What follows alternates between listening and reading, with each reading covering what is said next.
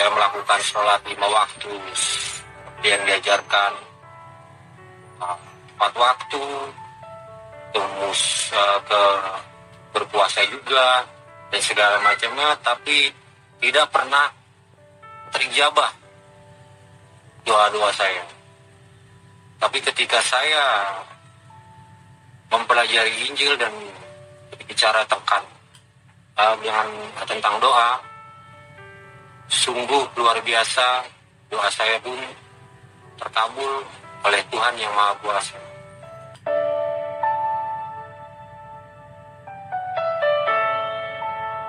Shalom. Assalamualaikum warahmatullahi wabarakatuh. Bismillahirrahmanirrahim. Alhamdulillah wa syukurillah wa la haula wa la quwwata illa billahil aliyil azim. Amma ba'd. Saudara-saudaraku kaum muslimin rahimakumullah, kembali di video kali ini Madia akan menganalisa beberapa akun yang mencoba untuk berbicara tentang ajaran Islam. Oke, kita simak saja apa saja yang akan mereka coba argumenkan melalui beberapa postingan-postingan yang mereka tampilkan, baik di medsos maupun di media lainnya. Mari kita simak saja. Oke, baiklah saudara-saudaraku ya, untuk di video kali ini Madia akan mereview dan kemudian nantinya Madia akan menjawab ya segala tuduhan-tuduhan atau fitnahan-fitnahan yang dilakukan oleh si murtad ini kepada ajaran Islam ya, terhadap ajaran Islam itu sendiri. Sebenarnya urusan orang ini murtad itu bukan masalahnya, akan tetapi berhubung si murtad ini sudah berbicara tentang ajaran Islam ya, menyesatkan ajaran Islam yang tidak sesuai dengan yang sebenarnya, makanya di sini Madia datang untuk menjawab ini tuduhan dari orang-orang yang murtad ini ya, yang katanya bersumber dari Islam tapi jadi murtad. Nah, mari kita simak nanti sama-sama apa saja yang membuat orang ini yang salah, hal-hal apa saja argumennya yang tidak sesuai dengan ajaran Islam. Nah, nanti kita jawab dan kita akan bantah itu semua sesuai dengan tuntunan kita ya, Al-Quran dan Hadis, dan kita komparasikan dengan ajaran dia yang saat ini, karena dia berbicara tentang ajaran dia yang menyanjung-nyanjung ajaran dia, kemudian menjelek-jelekan ajaran Islam ya, kita harus bantah, kita harus jawab sesuai dengan Islam. Oke, kita langsung saja ikutin video dia ini yang bersumber dari akun ya, yang judulnya nih Hidup Untuk Bersaksi nih, Muslim Betawi keras murtad rajin berpuasa di bulan Ramadan sekarang. Nah ini judulnya juga sangat ya tendensius sekali dalam Islam gitu. Oleh karena itu kita jawab. Berhubung Madia mengkhawatirkan ada copyright dari video, Madia hanya menampilkan beberapa postingan video orang ini, tetapi Madia tetap pakai suaranya. Oke, kita langsung saja ya ikutin orang ini dalam bersaksi ya. Kita dengerin dulu. Saya melakukan sholat 5 waktu yang diajarkan, 4 waktu, terus ke berpuasa juga dan segala macamnya, tapi tidak pernah terijabah doa-doa saya. Tapi ketika saya mempelajari Injil dan bicara tentang doa, sungguh luar biasa, doa saya pun terkabul oleh Tuhan Yang Maha Kuasa. Oke, kita bisa dengar sendiri ya.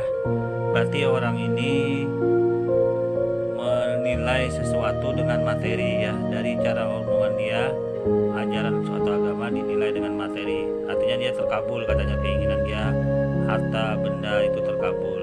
Jadi dalam ini bagaimana Islam memandang? Orang ini ternyata tidak mengerti apa itu ajaran agama, apa itu materi, apa itu ujian dan cobaan di dalam suatu ajaran. Nah ini dia tidak bisa membedakan. Dalam Al-Quran sudah cukup jelas, ya. Dalam Al-Quran sudah cukup jelas. Ujian dan cobaan itu datangnya dari Allah. Tentunya untuk menguji orang-orang yang mengaku beriman kepada Allah, yang pertama.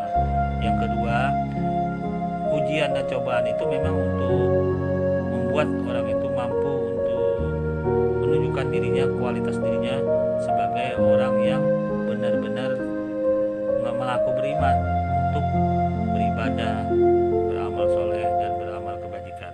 Kita lanjut dulu ya. Shalom, sahabat hidup untuk bersaksi. Nama saya Bapak Yusuf. Umur saya 39 tahun.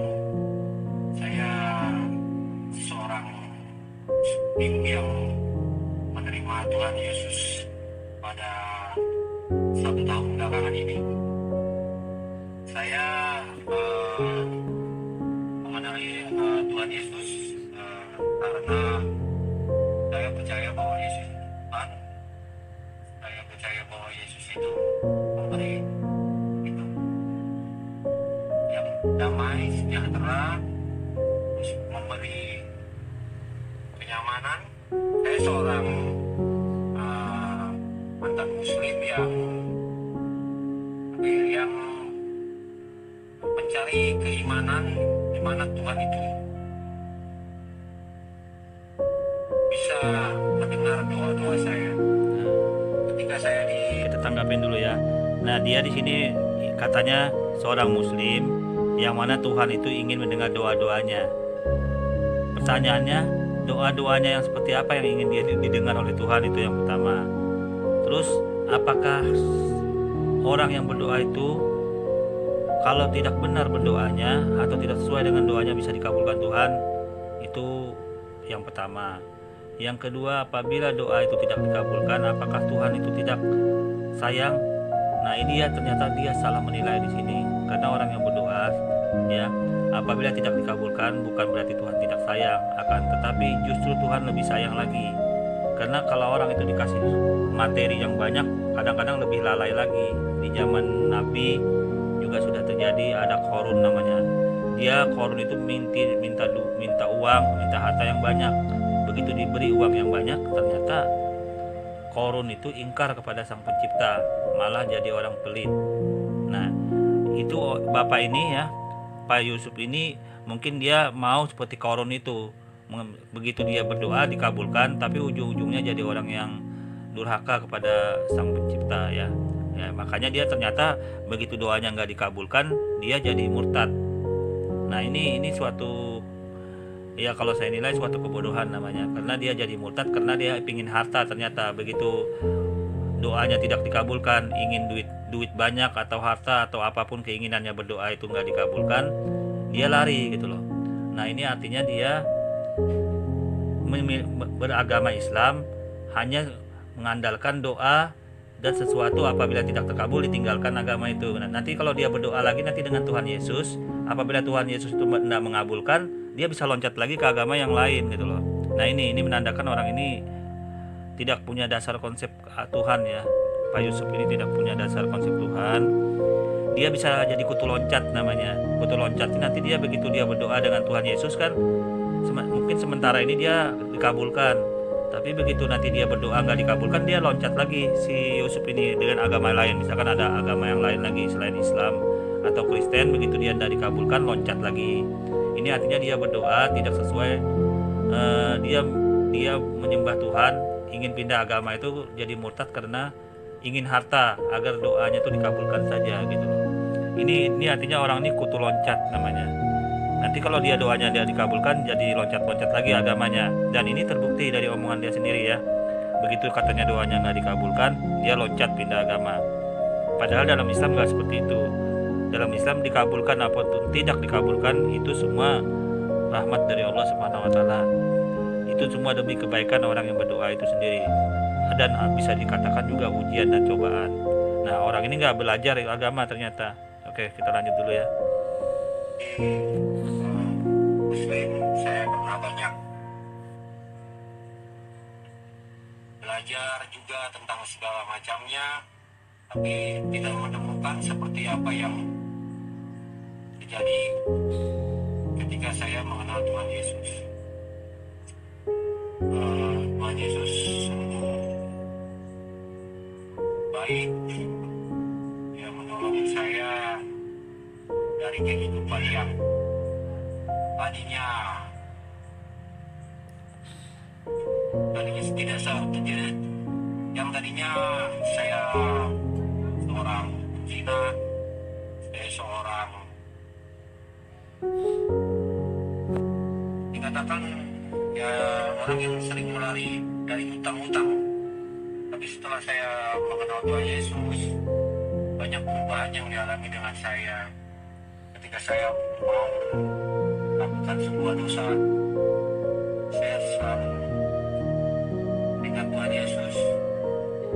Saya terhalang untuk melakukan dosa-dosa tersebut. Kita dengar ya. Di sini kembali orang ini mengatakan bahwa dia menerima Yesus itu karena dia bisa dibebaskan dengan dosa-dosa segala macam.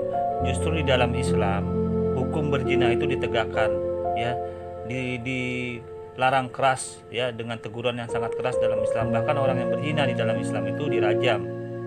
Nah, sedangkan di ajaran Kristen tidak dirajam, malah dibiarin oleh Yesus pada saat itu, nggak dihukum. Itu menandakan konsep penerapan ajaran hukum zina tidak diterapkan di ajaran Kristen ini. Justru Islam menerapkan itu. Tapi anehnya ini orang ternyata katanya malah Yesus itu yang mengajarkan hukum zina itu. Dia akhirnya nggak melakukan maksiat lagi, dosa lagi. Justru di dalam Islam sangat keras hukum-hukum itu. Ini dibuktikan bahwa Yesus pada saat berbicara tentang hukum zina malah dibebasin perempuan itu. Kan aneh. Seharusnya kan dihukum biar nggak melakukan perzinahan lagi. Nah, ternyata Yesus nggak melakukan itu.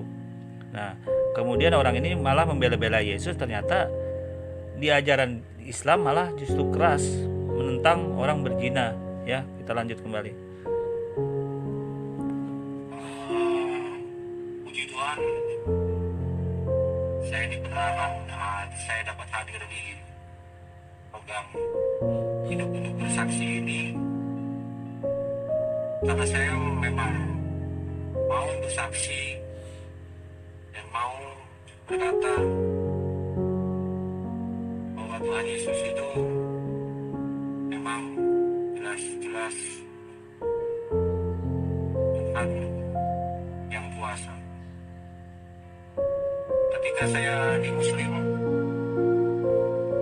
ya banyak saya melakukan sholat 5 waktu yang diajarkan 4 waktu, terus berpuasa juga dan segala macamnya, tapi tidak pernah terijabah doa-doa saya. Tapi ketika saya mempelajari Injil dan bicara tentang doa, sungguh luar biasa doa saya dikabul oleh Tuhan yang Maha Kuasa. Tuhan Yesus memang benar-benar memimpin saya. Oke, kita tanggapin dulu ya. Nah, di sini kembali ya, orang ini membandingkan dengan berdoa itu dikabulkan dengan Tuhan Yesus.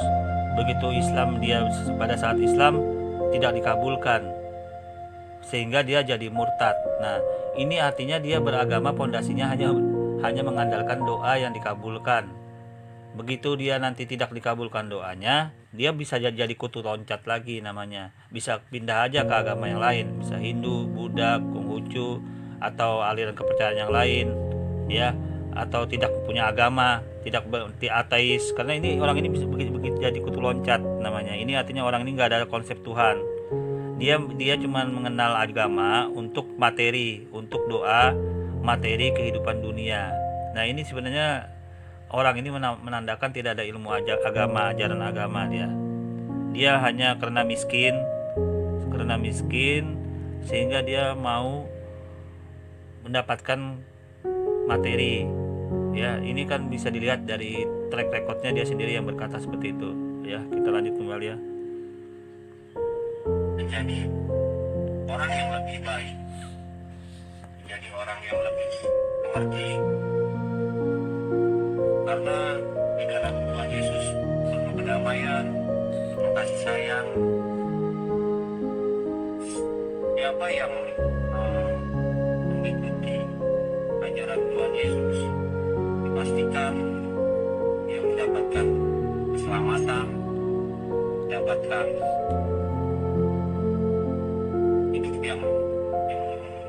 hidup yang bahagia lah. Di sini saya cuma mau saksi kepada semua umat Muslim yang masih bimbang dengan Tuhan Yesus. Saya bukan mau mengajak kalian semua, tetapi janganlah takut untuk mempelajari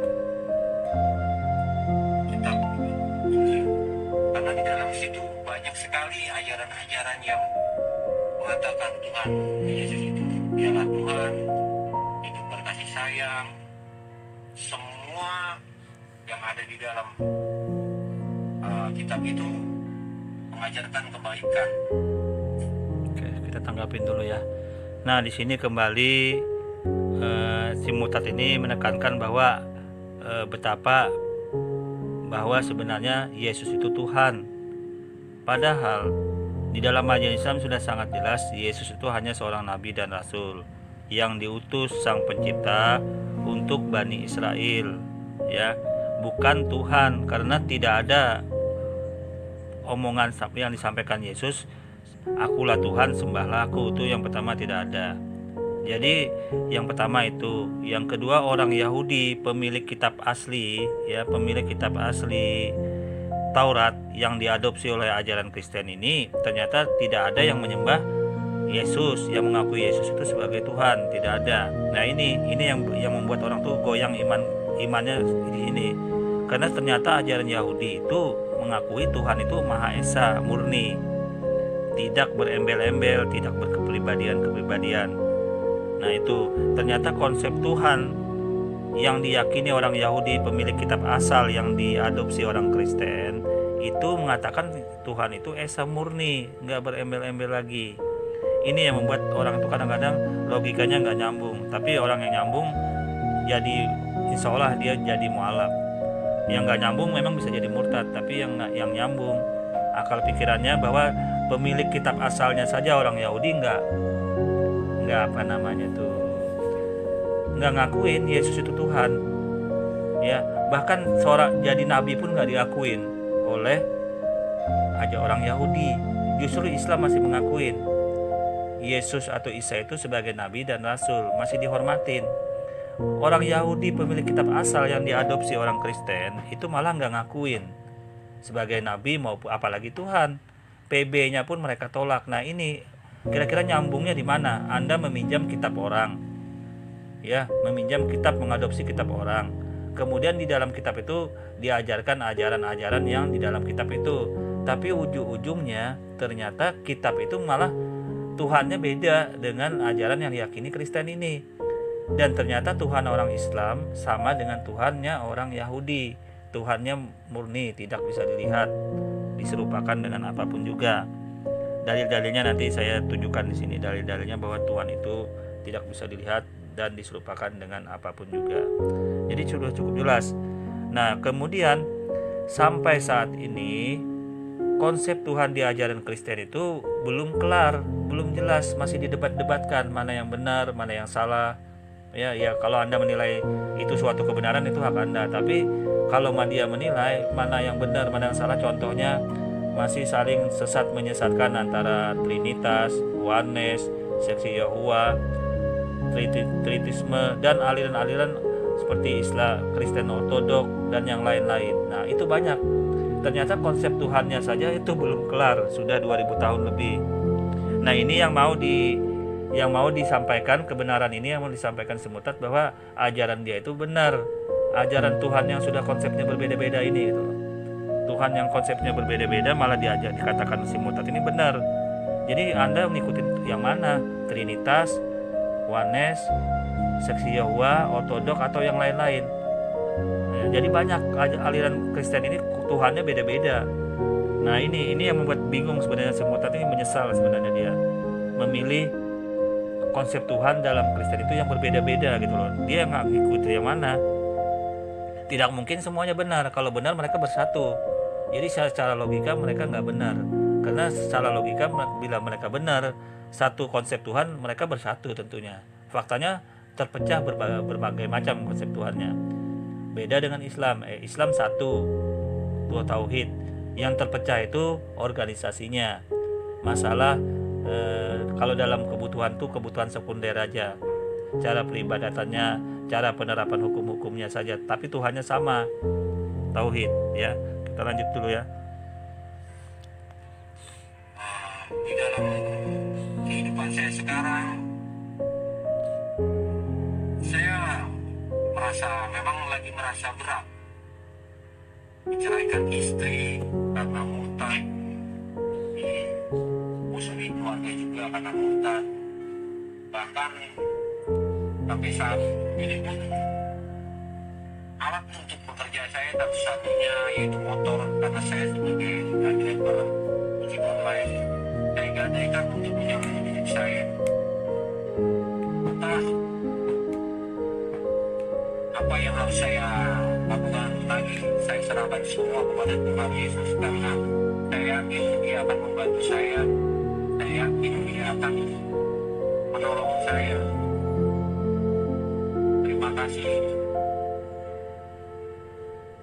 Tuhan, karena Engkau begitu baik kepada saya. Saya masih diberi kesehatan. Saya juga masih bisa bersaksi di acara ini untuk saudara-saudara sekalian. Kehidupan Yesus itu kehidupan yang berbelas kasih, mengasihi, menyayangi satu sama lainnya. Oke, kita tanggapin dulu ya. Nah, dia curhat ini masalah kehidupan dalam rumah tangganya dan macam-macam. Yaitu derita Anda yang berani berbuat, dia bertanggung jawab. Ya, risiko dalam Anda menjadi murtad itu risiko Anda sendiri, nggak usah ngeluh. Kata Anda kan Tuhan Anda bisa memberi, bila berdoa dikabulkan, yang ngapain mengeluh ya kan. Nah ini menandakan ketidaksinkronan ya. Katanya kalau berdoa dengan Tuhan Yesus mau minta apa aja dikabulkan. Tapi begitu di sini dia ternyata bersaksi mengeluh. Nggak ada duit, nggak ada motor, bla bla bla. Berarti Tuhannya, Yesusnya nggak benar dong. Nggak, katanya kan dia mengatakan begitu dikabulkan, begitu berdoa dikabulkan Tuhan Yesus. Kalau dengan Islam tidak dikabulkan, makanya dia murtad. Nah ternyata di sini mengeluhnya nggak ada motor, nggak ada duit. Berarti apa yang diharap begini caranya? Katanya tadi berdoa dikabulkan. Begitu di sini kesaksiannya mengeluh. Ini dua pernyataan yang berkontradiksi namanya.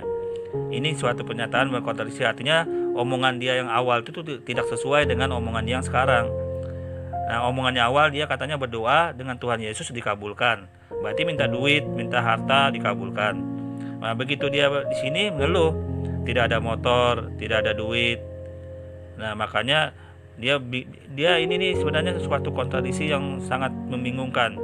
Tapi secara tidak langsung dia membandingkan Tuhan Islam dengan Tuhan dia gitu loh. Yesus itu tersendiri. Jadi yang mana yang benar ini? Dua pernyataan ini, apakah Tuhan Yesus yang tidak mengabulkan, atau orang ini yang salah berkata-kata, berargumen tidak sesuai lagi, karena dia orang ini sudah kontradiksi gitu loh pemahamannya ya. Kita lanjut kembali. Tidak seperti yang pernah diajarkan di dalam Islam dulu, banyak penerangan seperti poligami, seperti jihad, yang menurutnya jihad itu akan masuk ke dalam surga. Tapi saya tidak yakin itu, karena membunuh manusia atau jihad dalam perang itu membunuh manusia itu adalah perbuatan dosa.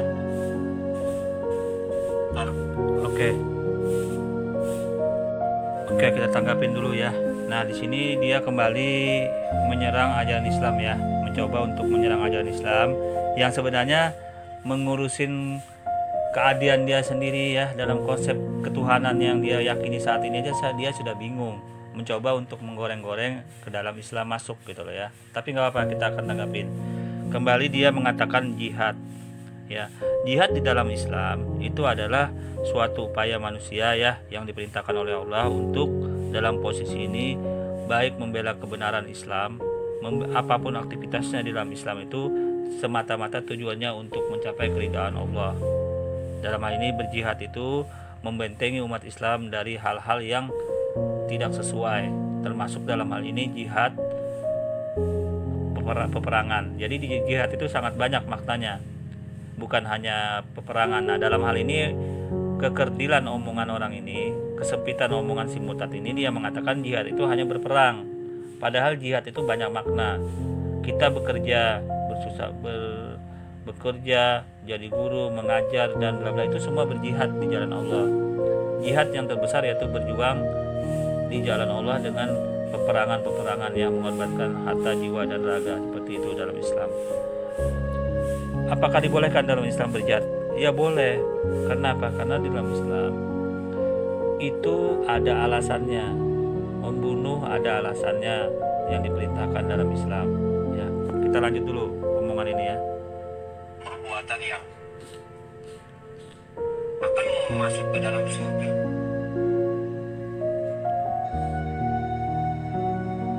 Berpoligami juga menurut saya pribadi itu tidak akan ada manusia yang adil, karena tidak ada lah manusia yang bisa adil di dunia ini. Tidak ada kecuali Tuhan. Untuk pesan saudaraku yang Islam, jangan memusuhi saya karena saya pun memilih keimanan saya ini bukan didasarkan juga oleh kekayaan, dijanjikan sesuatu atau apa. Oke, kita jawab dulu ya masalah membunuh ini. Di dalam ajaran Islam ya, di dalam ajaran Islam membunuh ada alasannya, dibenarkan dalam Islam kalau untuk membunuh.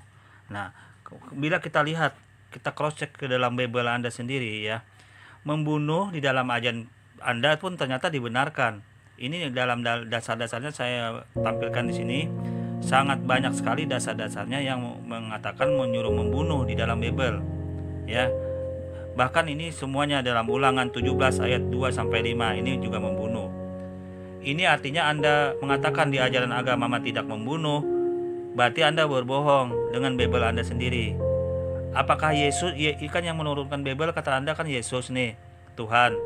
Nah, bunuhlah istrimu di malam pengantin jika dia tidak perawan, di Ulangan 22 20 ayat 21. Ini Yesus nyuruh membunuh. Nah, karena ini kan Alkitab bersumber dari Yesus nih, dari Tuhan nih, menyuruh membunuh. Bunuhlah manusia yang tidak mendengarkan perkataan iman, Ulangan 17 ayat 12. Nah, ini Yesus nyuruh membunuh. Bunuhlah paranormal, Keluaran 22 ayat 18. Nah, ini kan semua kan baik di PL maupun di PB itu semua perkataan Tuhan, Yesus, ayat-ayat dari firman Tuhan. Ya, karena Anda menganggap Yesus itu Tuhan. Jadi sejak zaman PL, sejak zaman dulu sampai sekarang itu sama aturannya. Nah, ini ternyata Yesus dalam ini membunuh. Ya, bunuhlah yang ini. Bunuhlah manusia yang main serong, Imamat 20 ayat 10. Bakarlah anak gadis yang melakukan hubungan seks sebelum nikah. Nah, Imamat 21 ayat 19. Bantailah manusia yang beragama lain. Nah, bayangkan banyak sekali nih. Bantailah yang tidak percaya Tuhan, 2 Tawarik 15 12 sampai 13. Nah, ini siapa yang nyuruh membunuh ini di ayat Bible Anda ini? Siapa yang menyuruh? Ini kan bersumber dari firman Tuhan. Tentunya Tuhan yang nyuruh membunuh. Berarti Anda mengatakan Yesus tidak membunuh, Anda berbohong. Karena ternyata di dalam Bible Anda banyak sekali ayat-ayat yang menyuruh membunuh. Nah, ujung-ujungnya kan Anda menjelekkan Islam nih. Mengatakan Yesus itu pengasih, penyayang, maha pengasih. Ternyata di dalam ajaran agama Anda ternyata banyak sekali ayat yang menyuruh membunuh. Bunuhlah seisi kota jika ditemukan satu orang saja yang beragama lain. Ulangan 13 ayat 13 sampai 18. Ini firman Tuhan. Ya, firman Tuhan yang bersumber dari Sang Pencipta. Tentunya kalau Anda menganggap Yesus itu Tuhan, berarti Tuhan nyuruh membunuh. Ya, Tuhan nyuruh membunuh kalau dalam ayat ini. Bunuhlah siapapun yang menjelekkan nama Tuhanmu. Imamat 24 10 sampai 16. Ya. Nah, sambil kita dengar dari omongan dia, sambil kita nonton ini dasar-dasar membunuh di dalam ajaran Kristen ya, di dalam Bible nih. Saya tunjukkan. Saya tidak berkata yang di luar konteks, saya bicara ada dalilnya. Nah, bunuhlah seorang yang memasuki ruangan suci di tabernakel. Kita sambil lanjut. Karena ini iman yang harus saya pegang untuk hidup sekarang maupun nanti. Karena saya ingin saya diselamatkan Tuhan Yesus, saya diberi kehidupan yang jauh lebih baik dibanding kehidupan yang sekarang ini. Kalau banyak percobaan di dalam saya menerima Yesus ini, saya anggap itulah pemikulan kayu salib yang seperti Yesus katakan juga di dalam kitabnya. Ikut Yesus tidak semudah dengan kata-kata. Hanya Yesus tidak semudah kita memahami kita ini.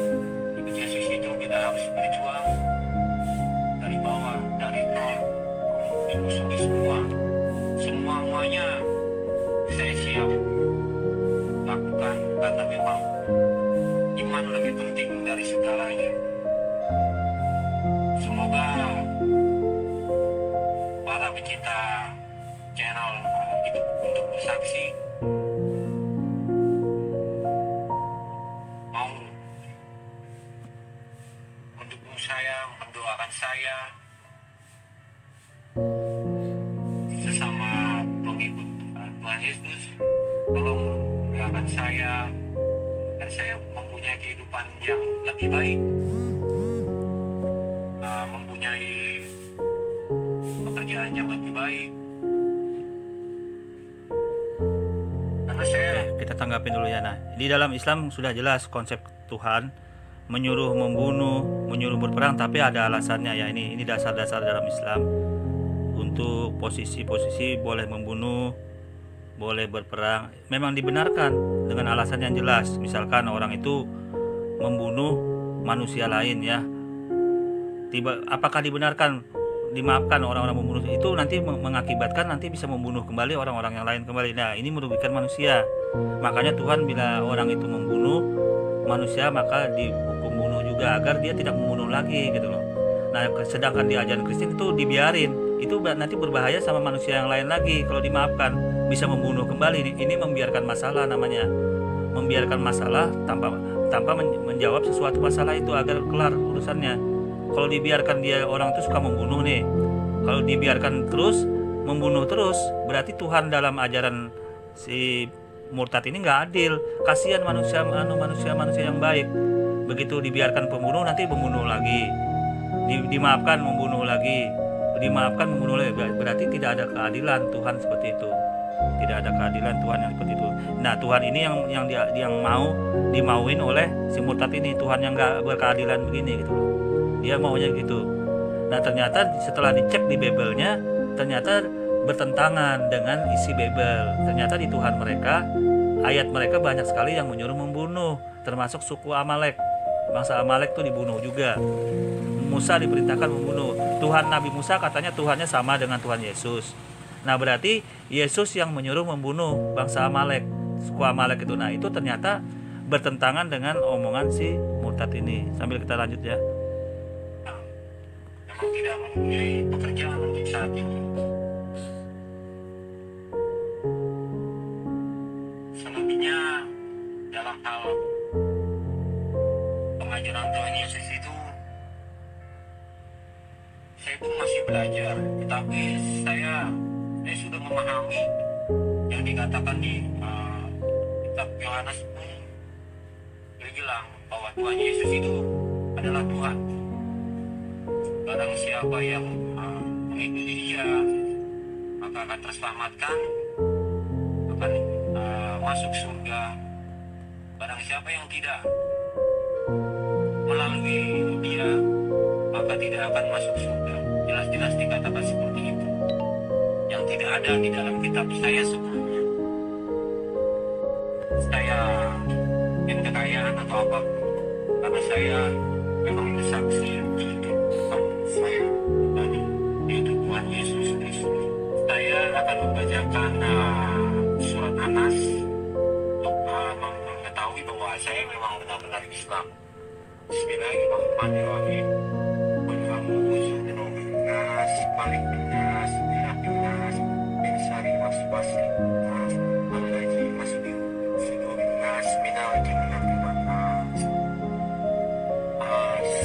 Saya melalui episode yang sangat jauh dalam mengenal Tuhan Yesus itu melewat perbandingan berbanding. Bacaan simultan ini juga dalam surah Anas itu sangat banyak sekali yang salah mahrijul hurufnya. Cara membaca mahrijul harapnya itu sangat salah. Saya bacakan yang benar ya. Bismillahirrahmanirrahim. Qul a'udzu birabbin nas, malikin nas, ilahin nas, min syarril waswasil hannas, alladzi yuwaswisu fi sudurin nas, minal jinnati wan nas. Nah, itu yang benar bacanya. Mahrijul hurufnya banyak salah. Terus pada alinea kedua yang dari yang terakhir dan yang terakhir itu tidak seperti itu redaksinya. Ya, jadi saya sebenarnya tidak terlalu fokus ke sini ya, tapi saya pastikan itu pasti sudah salah. Artinya ini orang tidak bisa mengaji, tidak ada ilmu tajwidnya ya. Kita lanjut kembali. Dan kitab-kitab juga di mana dijelaskan bahwa di kitab saya terdahulu ya kitab Al-Quran itu banyak ajaran-ajaran yang menjerumuskan ke dalam perjihatan, sedangkan di dalam Injil banyak mengajarkan kasih sayang. Di dalam Saya ulang sekali lagi, jihad di dalam Islam itu sangat luas maknanya. Jihad di dalam Islam bukan hanya berperang, tetapi jihad dalam rumah tangga, dalam menafkah, menuntut ilmu, ya itu termasuk jihad. Bahkan sang istri dalam melahirkan anak itu pun jihad namanya. Jadi dalam hal ini letak kebodohan orang ini, ternyata dia tidak memahami arti jihad yang sebenarnya di dalam Islam ya. Tapi nggak apa-apa, kita lanjut dulu ya. Di dalam surat Al-Maidah dikatakan dikatakan Tuhan itu di dalam surat Al-Quran lah, ada di dalam surat Al-Quran yang mengatakan Yesus adalah juru selamat. Yesus juga sang hakim yang adil yang akan turun setelah hari kebangkitan. Dalam di kitab suci Al-Quran waktu itu pun saya banyak mengetahui mengapa banyak perbedaannya dengan yang saya alami. Oke, kita langsung jawab saja. Yesus atau Nabi Isa sebagai hakim yang adil yang akan datang kembali, itu maksudnya nanti dia akan menghakimi orang-orang yang menyembah dia. Karena dalam Al-Quran itu Yesus dikatakan bukan Tuhan. Makanya menurut Al-Quran Nabi Isa itu akan datang akhir zaman, itu akan menghakimi orang-orang yang menyembah dia. Karena dia nggak ada nyuruh. Di dalam Bible pun tidak ada ayat-ayat yang mengatakan saya Tuhan, sembahlah saya. Makanya Yesus nanti protes. Kalau dia datang lagi, siapa yang menyuruh menyembah saya, kata Yesus. Saya hanya seorang nabi dan rasul. Makanya dia datang lagi, membunuh babi, mematahkan salib-salib. Itu menjelang akhir zaman. Nanti Yesus protes itu, karena Anda tidak bisa menunjukkan dalilnya saya ini Tuhan, sembahlah saya.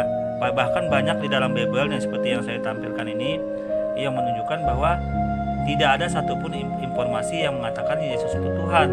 Indikasinya apalagi menyuruh menyembahnya gitu loh. Ya makanya itu tujuannya. Dia akan datang itu nanti untuk menghakimi orang-orang yang menyembah dia nanti. Karena salah dalam posisi dalam menurut ajaran Islam salah ya. Kita lanjut. di dunia ini, yaitu di Al-Quran terdapat banyak surat-surat yang bertentangan satu sama lainnya, seperti cerita-cerita yang dikarang atau dikaranglah ceritanya, tidak seperti yang di dalam Injil yang memang turun dari firman Tuhan, turun dari firman yang benar-benar mengajarkan kasih sayang. Di situ boleh Anda perbandingkan isi dari ajarannya antara Al-Quran dan Injil. Nah, di sini kembali si murtad ini mengatakan Al-Quran itu dikarang, beda dengan Injil. Justru Al-Quran itu firman Tuhan, jelas jalurnya, periwayatannya, cara turunnya Al-Quran itu jelas di Gua Hira, ya, dibawakan oleh malaikat Jibril. Justru di Bible dia yang dia yakini saat ini itu malah dikarang, dibuat oleh nama-nama seperti Lukas, Matius dan yang lain-lain, itu kan dikarang oleh manusia. Matius itu apa bukan manusia? Ya, bahkan itu ditulis dan dibuat oleh manusia setelah Yesusnya mati. Nah, ini beda dengan Al-Quran. Al-Quran itu ditulis oleh manusia pada saat itu Nabi Muhammadnya masih hidup. Ya, pada orang saksi matanya jelas Nabi Muhammad ada, penulisnya juga ada. Sedangkan di dalam Injil yang diyakini si murtad ini ditulis oleh orang yang sudah mati Yesusnya. Lukas, Matius, Yohanes, siapa lagi satunya saya nggak hafal tuh. Nah, itu ditulis setelah Yesusnya mati. Jadi bagaimana Anda mengatakan lebih hebat Bible kalau sedangkan ditulisnya aja setelah Yesusnya mati, meninggal. Nah, jadi bagaimana ini Anda mau pertanggungjawabkan begitu? Kita lanjut. Itu akan terlihat perbedaannya jauh. Dan kitab Injil pun itu akan jauh lebih mengajarkan kasih, damai, sejahtera. Saya bukan cuma hanya dalam 1 tahun ini, sudah dari tahun 2010 saya mencoba untuk menelaah tentang isi Al-Quran dan kitab Injil. Dimana kenapa kita harus berdoa ke atas Nabi, bukan untuk Tuhan, bukan untuk Allah. Seperti yang saya bilang, Tuhan itu sebenarnya siapa di dalam Islam ini? Saya bertanya-tanya, tidak ada dituliskan itu. Kalau ditanya Allah itu siapa, pasti semua berbicara Allah itu yang maha kuasa, yang maha ini, maha adil, maha itu, dan maha. Dari argumen si orang ini ya, saya meragukan juga ini orang murtad ya, karena dia ternyata tidak mengerti ilmu tauhid ya. Dalam hal ini juga saya dalam posisi ini meragukan dia murtad ya, karena dia tidak mengerti ilmu tauhid sebenarnya, atau memang dia tidak belajar ilmu tauhid, atau memang dia orangnya berasal dari orang kafir memang gitu loh, dari orang umat terjemahan asli, cuma ngaku-ngaku saja. Ini dilihat dari argumen seperti ini ya. Kita lanjut kembali. Segala-galanya, tapi tidak jelaskan siapa itu Allah, tidak seperti di dalam Injil. Injil jelas-jelas dibicarakan Tuhan itu aku adalah Tuhan.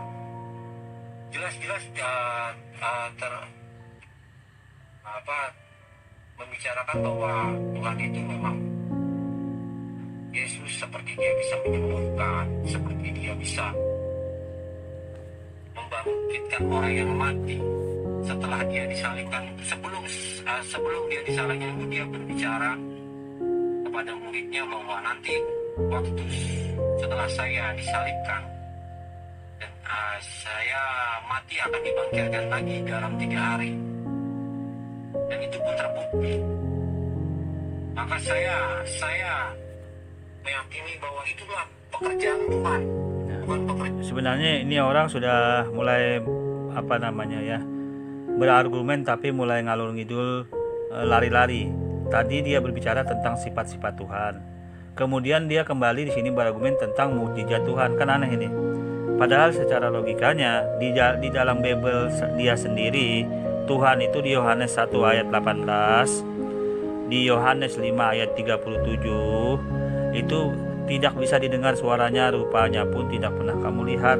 Ya, Anda silakan buka Yohanes 5 ayat 37. Nah, di Ulangan 4 ayat 12, di Keluaran 33 ayat 11, ya, di Kejadian 32 ayat 30, di Keluaran 33 ayat 19 juga sangat banyak menunjukkan bahwa Tuhan itu tidak bisa diserupakan dengan apapun juga. Itu dalam Bible.